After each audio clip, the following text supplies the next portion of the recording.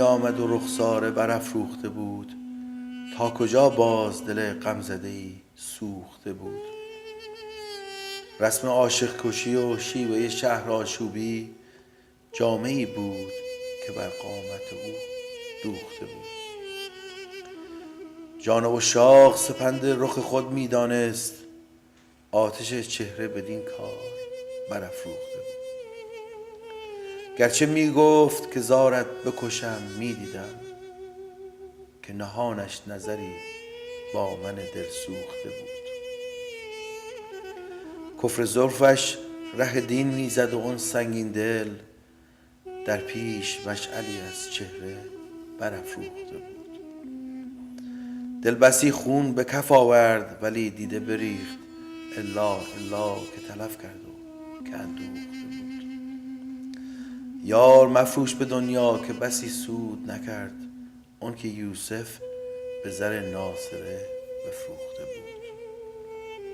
گفت و خوش گفت برو خرقه بسوزان حافظ، یا رب این قلب شناسی زکه آموخته. Beautiful. Last time we were here, we were lucky enough to have Sherif Baba, my Sufi teacher, in studio. And so I guess I'm here to talk a little bit about him. Orion, how long is it since you know Sherif Baba? I met him about 4.5 years ago. And where did you meet him? I actually met him in Vancouver. He comes up a couple times a year to do some of the teaching. He has a beloved dervish here who he started coming to the West Coast for Simi, who's absolutely beautiful, beautiful woman. You have also traveled to Turkey.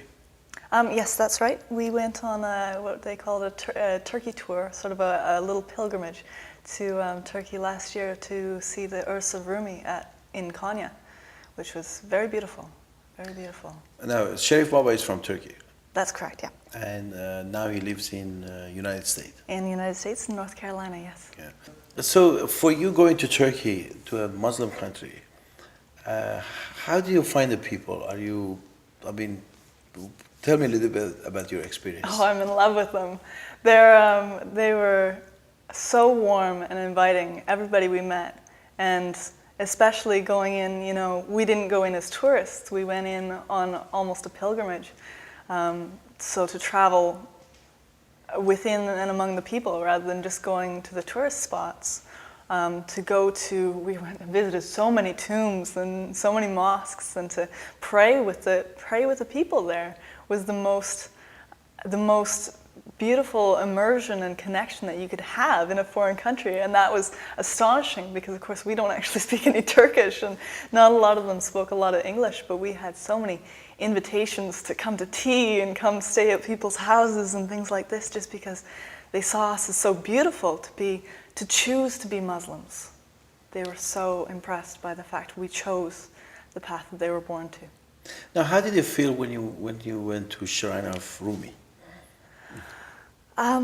First, that it was very gold. There was lots of, it was rich and opulent.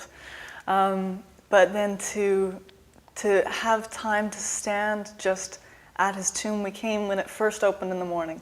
We were the first people in the door, and we actually had a chance to turn a little bit in the museum and just sit and meditate near the tomb for quite a while before the crowd started coming in.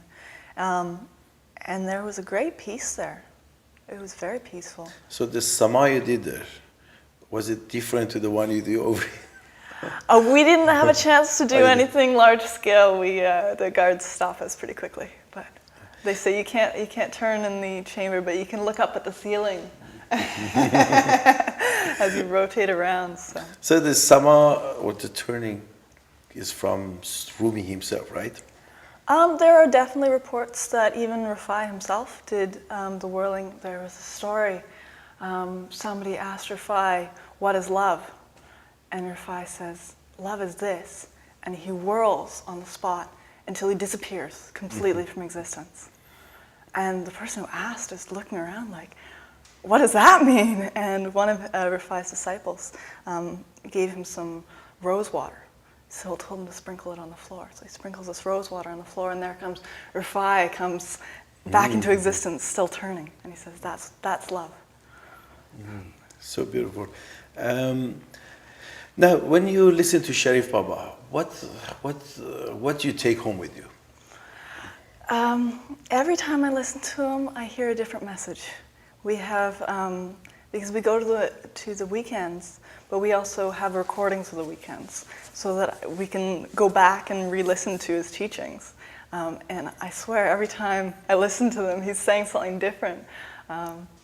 So pretty much anything, all the questions that I have in my head that I either know about or are just starting to form, somehow get answered within the sohbets.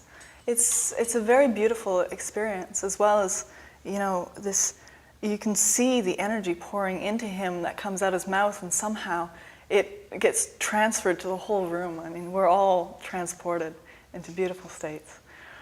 So I think this is what makes Sufism so beautiful, and sort of allows all of us from different part of the world, different religion, to hold hand and have respect for each other, and actually love somebody without even knowing them or sharing religion with them, or so, because we understand we are expression of that unity, or Allah.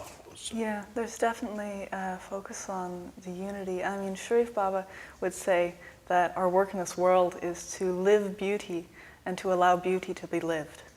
I mean, that's what we're here for. So, conversion of people or all these other things, they're just... It doesn't make sense. It doesn't make any sense. Yes. There's an allowing there. Yes. I mean, everyone has to find beauty and find God in whatever way makes sense to them. And we can all get along even if none of us believe the same things. Beautiful.